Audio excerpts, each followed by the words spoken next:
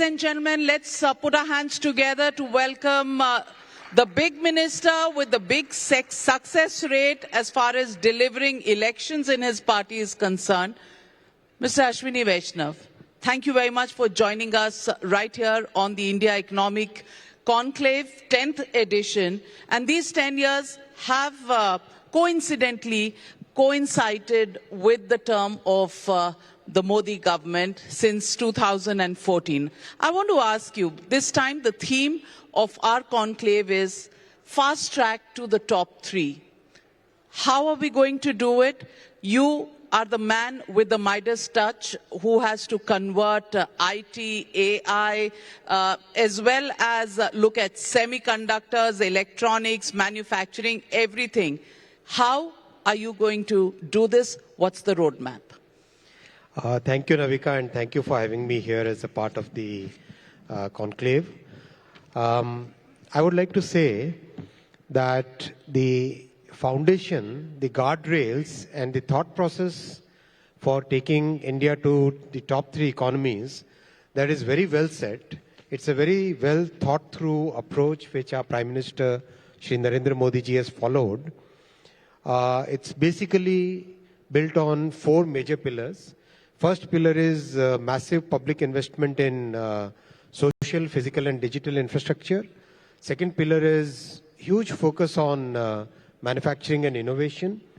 And the third pillar is, since our society is very diverse and especially on the economic scales, there is huge diversity.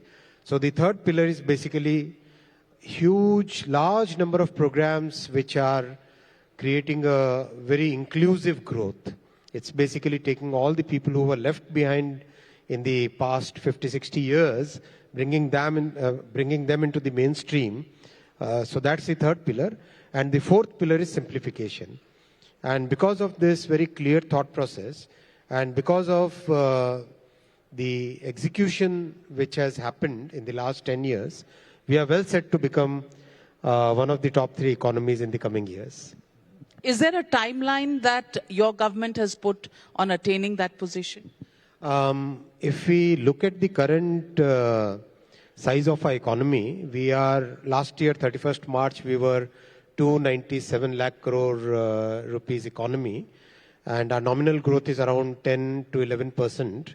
So we should be around 330 lakh crore, and looking at the rupee to dollar conversion, we should be just around 4 trillion now.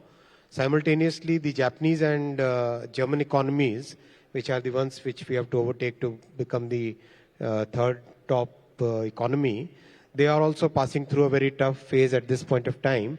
So my estimate would be, we should be the third largest economy somewhere in 27 or maybe 28, in that time frame.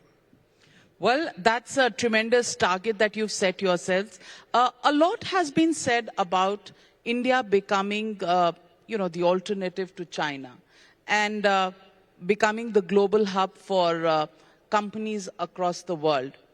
How do you look at that progress which you've undertaken over the last several years? How do you see that in terms of the progress it has made, especially the semiconductor story in India? Absolutely right. One fundamental thing which differentiates our approach vis-a-vis many other countries' approach is that we believe in IPR, we believe in developing trust, we believe in long-term relationships. And some of the strengths which India has, the huge talent pool, a very clear policy framework, and political stability, all these factors have really helped our economy, helped our country being positioned as a trusted partner for the people who would like to relocate their manufacturing, relocate their services, and also relocate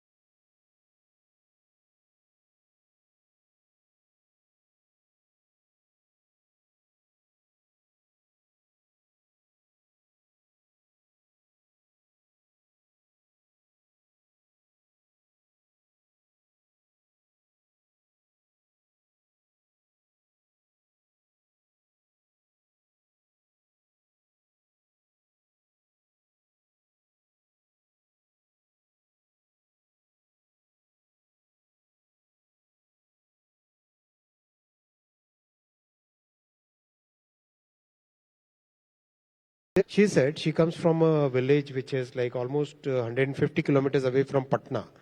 So she said when she goes back home to Bihar, the entire village, basically today the village respects her more than the village pramok when she goes and tells that she manufactures mobile phones. So it's an amazing journey. It's such a big social transformation. Same is the case with semiconductor. Our country tried getting semiconductor industry into India way back in 1962. Lots of efforts were made. I don't say that the efforts were in any case lacking. Efforts must have been proper, but fortunately, it's only during Prime Minister Shri Narendra Modi ji's period that we got success. Our policy was announced on the 1st Jan of 2022, and here we are in December of 2024, and we have already 5 units where the construction work is going on, and somewhere in the middle of 25 we should see the first made in India chip shipping out. Well, first made in India chip coming soon to our country, that clearly is a great achievement. You spoke about political stability. Yes, political stability from the government is there. But what do you do about the parliament where we see more theater, more adjournments, more what's called ho-halla than we actually see debate on policy issues? We definitely want to run the parliament well. From the NDA side, we are very clear that parliament is a place, as per our constitution, that is a place where we should have very healthy debates, good, strong, fact-based debates, and the opposition should come up with constructive ideas, constructive criticism. It's very unfortunate that the opposition is shying away from its responsibility by taking the route of disruptions. That's very unfortunate. Let me ask you, there's a huge charge that has been put by your party, your government, on the opposition leader, Rahul Gandhi, and you've called him virtually somebody who's working against the interest of India. The issue of George Soros and the association of the Congress party with it has been brought up. Considering you are the INB minister and the IT minister, are there any specific links that you can talk about? And is that going to be investigated? See, we have seen a very clear pattern. Just before a parliament session is to begin, something comes up. We had Pegasus coming exactly 3 or 4 days before the parliament session came in. We had multiple number of incidents happening which basically fall into a pattern, and whatever recent reports which have come in the one of the international journals or group, they clearly show that there is a linkage between some groups which are basically making their mission to destabilize India, and they don't like to see the growth that we are having. And if you link that, if you look that in the perspective of how many of our opposition party senior persons are senior leaders, they are in a sense trying to denigrate our country, in a sense trying to in all their international speeches and international interactions, they want to show down, they want to keep they obviously don't look at the successes of the country. And when a country succeeds, it is a success of it's success of 1.4 billion people. It is not just one party's success, it's a success of every Indian citizen. I think we should take pride in that. Why try to kind of criticize on the foreign soil? So that pattern is very clear, Navika ji, and that pattern is something which is very disturbing. I don't think any responsible political party should get into that trap.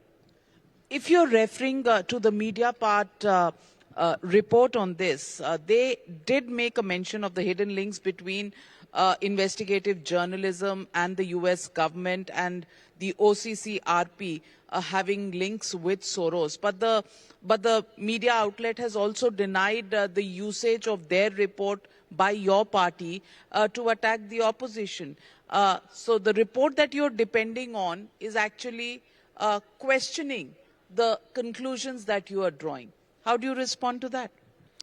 It's part of the whole system.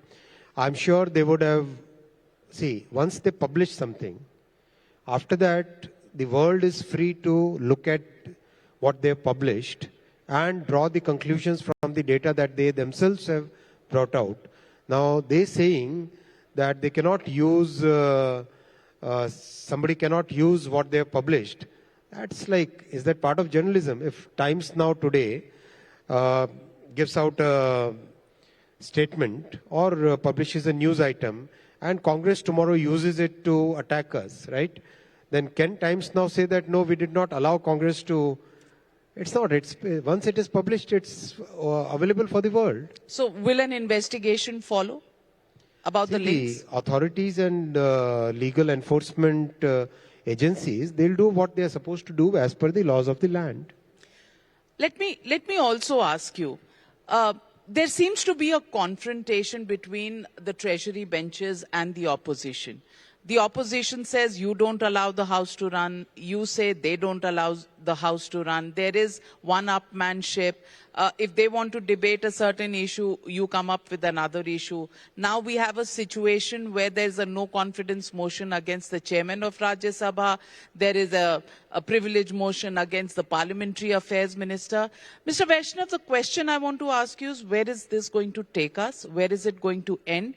And is there any hope of the Treasury benches and the opposition benches coming to a consensus to take the country forward? Listen, we are very clearly focused on development of the country, improving the living standards of our people, making sure that the opportunities for middle class are better, making sure that the poorer sections in the society, they get the basic needs. There is an inclusive growth. And for that, our mission cannot be stopped by the disruptions in the parliament. We will remain focused. We are very open-minded also. They wanted a debate on constitution. We said, of course, there should be a debate on constitution. Congress party is the party which hijacked the constitution and 1975. We should not forget that. They are the ones who have made so many amendments in the constitution. Congress party is the party for which the Supreme Court had to come out and say that there is a basic structure of the constitution which cannot be overridden by the party. So, who are the ones who are pointing fingers? Congress party, when it is pointing that one finger, they should look at the four fingers which are getting pointed at themselves. So the question is, we want constructive debate, we want the House to run, we want the country to focus on the future that we all deserve, the dream that all of us took when we got into whichever field of life that we are in, making a prosperous country, making sure that everybody has opportunities. That's the dream that we are all working towards. Why shouldn't Congress be a part of that dream? While many people today are speculating that the cabinet has passed the decision on one nation, one election, is that to set the cat amongst the pigeons at a time when the opposition is protesting, one could say, far too much in Parliament? Listen, we have made a very clear announcement in the manifesto of Bharatiya Janata Party for the general elections that we believe in one nation, one election, and it's very important. Why should the country waste so much time in conducting elections when the time for building our nation is the most important priority that we have? We have such a clearly laid out path and we have such a big task in front of us that at least next 15-20 years, we should be totally focused on getting the work done. There should be one election done. Then the rest of the period, we should focus on doing the work for our country.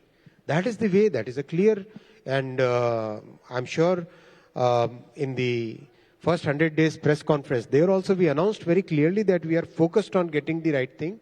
And there was a very respectable committee which worked on it. A committee which was chaired by Shri Kovindji, who was the ex-president, honorable president. And views were taken from almost all the different stakeholders possible.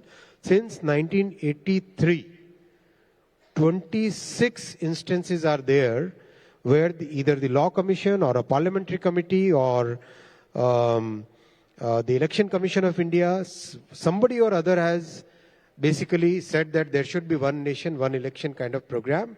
And that was the norm in 1951-52. In 1957, almost 6 assemblies, the elections to 6 assemblies was preponed so that there can be a simultaneous election. So there is nothing wrong about it. It's a very positive thought and it's very good for the country. Why should we have a period of model code of conduct where you can't do anything, can't do the development projects? Why should we have so much of the force deployed into elections the entire year? So I think that's a very good thought. Will the bill come this session? Listen, when the bill comes, you'll come to know. You're not going to fall into answering that question directly. I give answers to all the questions directly, exactly what is required to be said.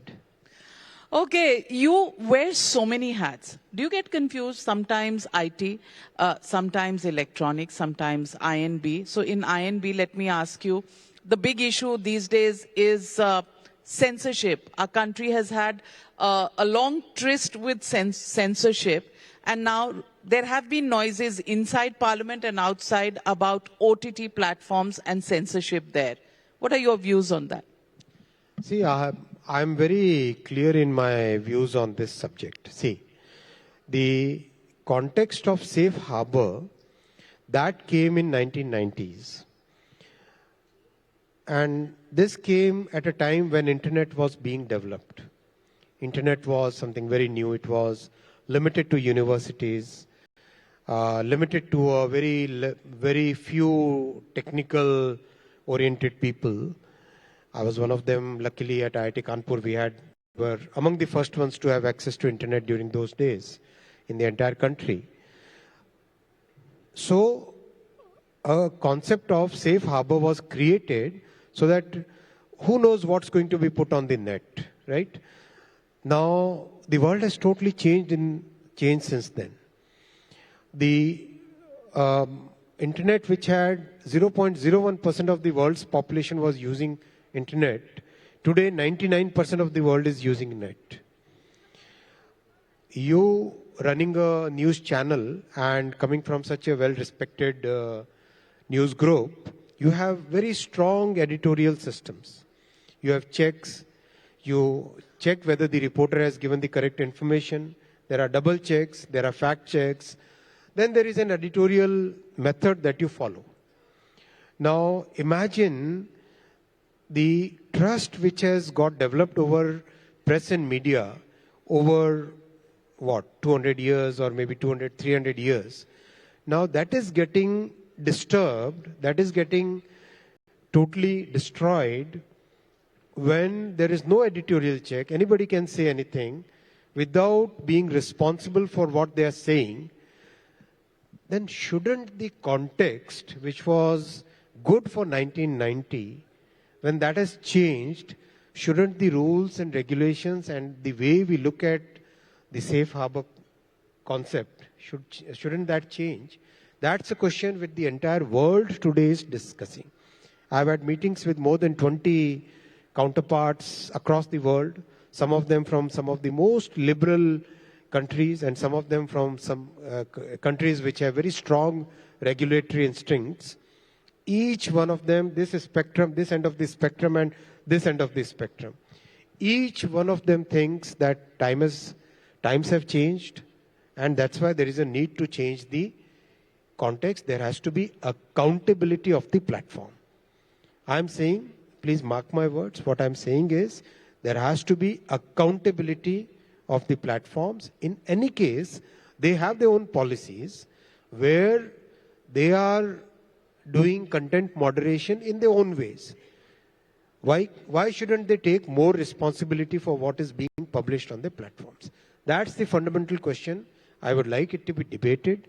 I would like all the people who are connected with this, the world of media and the world of technology, and also everybody who's interested in this, please come out, share your views, give your opinions, let the society come to a consensus, and then we can move forward to take that forward.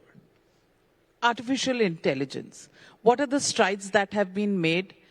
Open AI and the challenges that it throws up.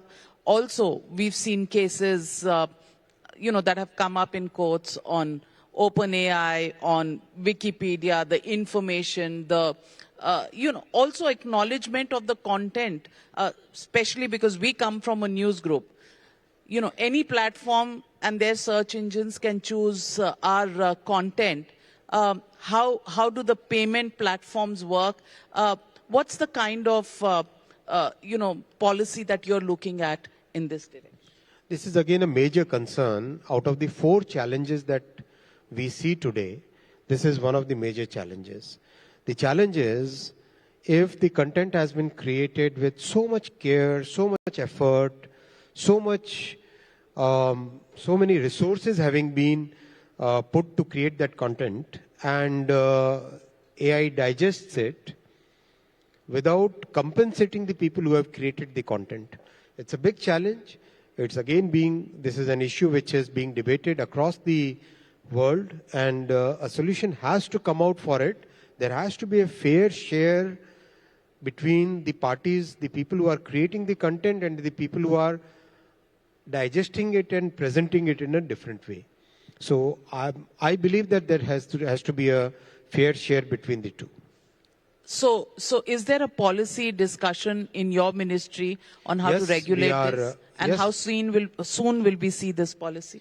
Yes, we are debating, we are discussing with almost all the stakeholders, and recently I had a couple of meetings, 2 very serious meetings with the media groups also, and I'll request you to come forward and take your part of the responsibility and educate the people, make them understand the entire.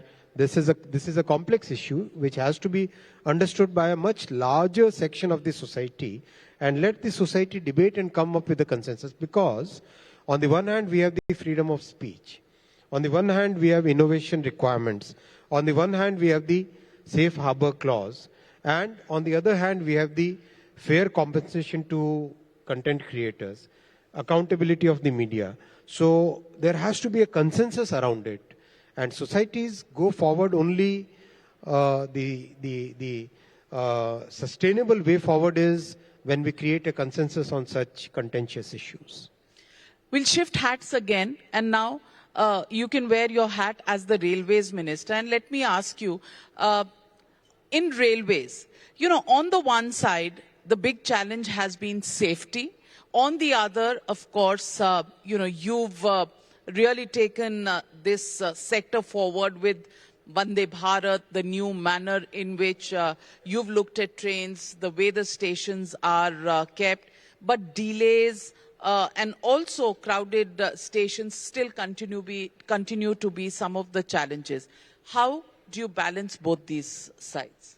This is a very large sector. Railways is a very, very, very huge sector, and this is a sector which required significant investments way back since 1970s. Unfortunately, the governments of those years, they basically took railway as a very political ministry, and instead of focusing on investing and increasing the capacity, getting new technology, getting new types of trains, getting better tracks, better quality of signaling systems, better stations, they kept on focusing on very populist measures of announcing trains, period. That was their entire focus. Get votes, announce trains, get votes by announcing trains. That was the only thing which, for a very large period, the governments were doing and political parties were doing. Things changed in 2014 when Prime Minister Shri Narendra Modi ji, because he has a very good understanding of railways, he also sees the logic of the entire economic framework in which railway plays a very important part, because we are a country which has very meager petroleum reserves. So it's very important that we do a lot of transportation using electricity. And using electricity means either you have electric vehicles or you have electrical trains. So that's why our Prime Minister took up the entire mission of electrifying the entire network. He put huge investments in getting new tracks built. So if you look at some of the figures, you'll be amazed. In the 60 years before 2014, the electrification which happened was 20,000 kilometers. In 10 years after 2014, it's 44,000 kilometers. The whole German network is 35,000 kilometers. In 10 years of Prime Minister Narendra Modi ji's first and second term, we constructed 31,000 kilometers of new tracks. Last year, we constructed 5,300 kilometers of new tracks. The whole network of Switzerland is 5,000 kilometers. So adding a network like Switzerland in 1 year, and same progress was there in the year before that. So that's the pace at which work is happening. Imagine Kavach kind of technology, automatic train protection technology, ATP it's called, that was introduced globally in all the major railways way back in 1990s and early 2000s. And it's a matter of pride for us. At least our government took interest in it. But the governments before that totally neglected all that safety. One of the most important safety technologies. We developed, our Prime Minister put a big focus on it. He said that we should have our own technology. And today we have one of the finest technologies in place. Recently when the Kavach 4.0 was being tested, I visited Kota to Savai Madhopur. The driver, the loco pilot, when he saw that a red light, which is 5 kilometers away, cannot be seen if you look out of the window, is visible on the dashboard. He was so confident and so happy with it, because then he doesn't have to depend upon the fog outside or the distance outside. And when Kavach applied the brake to the train, without the driver applying the brake, he was really amazed. You should have looked at the expression on his face. And he actually said कि ये कवच train का कवच तो है ठीक है, लेकिन मेरे परिवार का भी कवच है. So that's the focus that we are putting on safety. I would also like to share with you,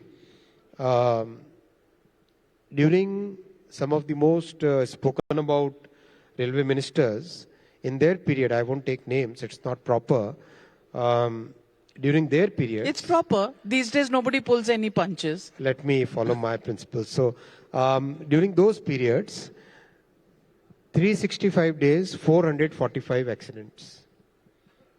And they are the ones who are trying to create a narrative today. We could reduce those numbers to less than 100, which is 85% or 80% reduction since the period of the UPA government. And it's not that we are satisfied at this pace. We want to work even more, and we go into root cause of each and every incident, make structural changes, make procedural changes, make technology changes, so that our trains become much more safer than what they were earlier. So that's our focus, and that focus continues. Let's shift hats again. And in the end, I want to ask you, in the middle of all of these ministries and governance and government and visionary tasks that you do, you also get states to handle and state elections to handle. You delivered a fantastic performance in Madhya Pradesh last, and then now in Maharashtra. So I want to talk to you about the recent Maharashtra elections. Did you imagine you would get 132 out of the 149 seats that you contested? Listen, we were very clearly focused, and our party is very, it works very methodically. We were very focused on the grassroots work.